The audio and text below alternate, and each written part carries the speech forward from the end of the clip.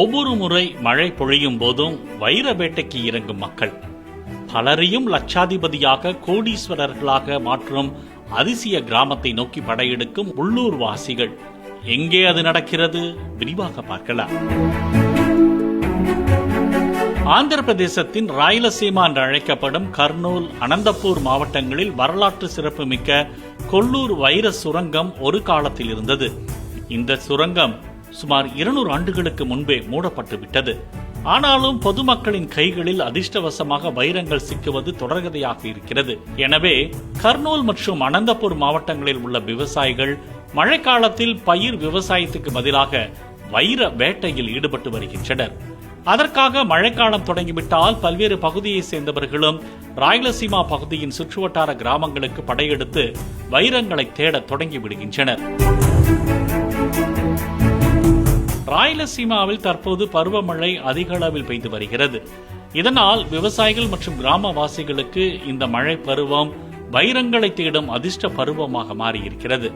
வைர கண்டுபிடிப்புகளுக்கு புகழ்பெற்ற ஜோனகிரி, துக்கலி மற்றும் பெரவலி மாவட்டங்களில் மழைநீரால் கழுவப்பட்ட நிலங்களில் வைரக்கற்கள் தங்கள் கண்களில் சிக்குமா என பலரும் தங்கள் கண்களை அகலமாக விரித்து சல்லடை போட்டு தீவிரமாக தேடி வருகிறார்கள். அங்கு கிடைக்கும் வைரங்களை போட்டி போட்டு வாங்க வைர வியாபாரிகளும் அங்கேயே அதிக அளவில் முகாமிட்டு வருகிறார்கள். நீங்கள் ஒரு கல்லை கண்டெடுத்தாலும் அது உங்கள் அதிர்ஷ்டத்தை தரும் என்கிறார்கள் உள்ளூர் மக்கள். இங்கு விலை மதிப்பற்ற கற்களை தேடி வந்த பலருக்கும் வாழ்க்கையே மாறியுள்ளது.